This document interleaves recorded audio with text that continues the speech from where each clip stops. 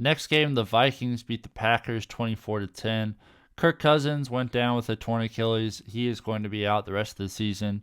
23 of 31 for 274 yards, 2 touchdowns, and no interceptions.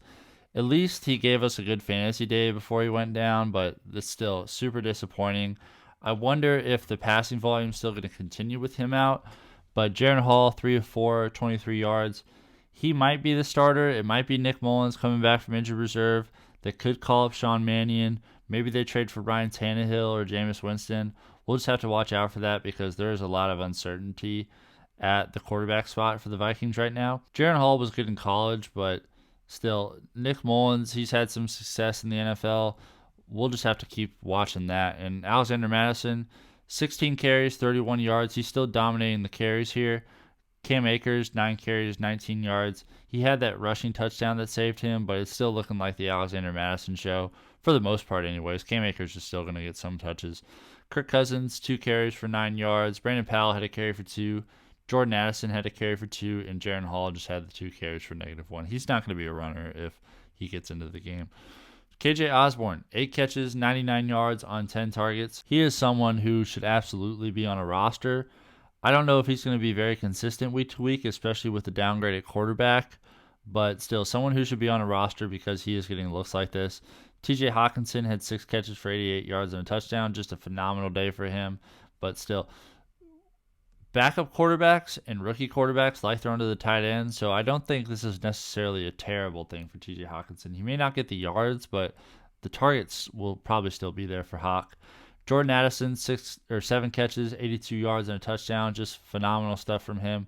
It's going to be like, he is a hold for sure. I don't think you want to sell him after this because if, say there's a rookie coming in, I think Jordan Addison could really take off because they would be playing from behind. They're already a super pass-heavy team, so that could mean a ton of yards for Addison, and he's on a crazy touchdown streak as well. So hang on to Jordan Addison. Still, better days could absolutely be ahead, even though Kirk Cousins is going out. And Justin Jefferson, his injury initially was a 4 to 6 week injury that happened in week 5. So, and there were a lot of reporters saying around that time that Justin Jefferson may not come back if the Vikings aren't in any sort of contending mode, and they aren't going to be with Kirk Cousins out. So this could just be the Jordan Addison show for the foreseeable future, at least as far as this season is concerned. Brandon Powell had a catch for 10 yards. Johnny Mund had a catch for 8. Cam Akers just the 1 catch for 6. Alexander Mattison had a catch for 2 as well, and CJ Ham, the fullback, had a catch for 2. For the Packers, Jordan Love is looking like a clear drop. 24 of 41, 229 yards, a touchdown and an interception. We saw that touchdown streak happening with a very low completion percentage, and we knew that wasn't going to be sustainable, and he is coming back down to earth in a big way these last couple of games. He did lead the team in rushing, though. 4 carries, 34 yards is nice.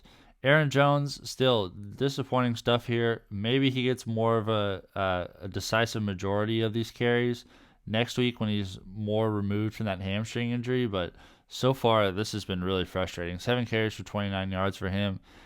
A.J. Dillon, just 6 carries for 11 yards.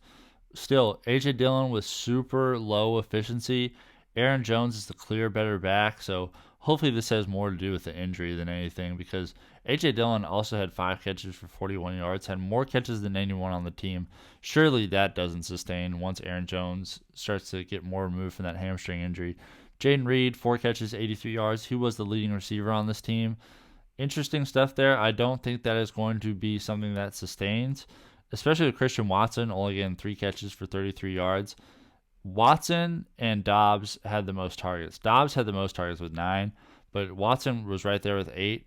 Christian Watson is an interesting buy low candidate right now because you might be able to get him for absolutely nothing. But having said that, there needs to be a cap on like any sort of consistency. I don't think is going to be there with Christian Watson, but he is going to have some spike weeks for sure. Dontavian Wicks had 2 catches for 28 yards. Romeo Doubs, like I said earlier, led the team in targets. 4 catches, 18 yards, and a touchdown. The touchdown saved his head here.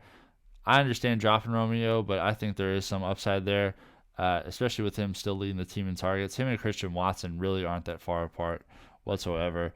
Aaron Jones, just the 4 catches for 17 yards. Hopefully that starts to improve. And Luke Musgrave, just had the 2 catches for 9 yards. He came back from an injury that almost sidelined him for this game, though, so I wouldn't judge him too much off of this performance, but at the same time, I don't think he's going to be an every week start. I think he's someone you mostly just play with the matchups.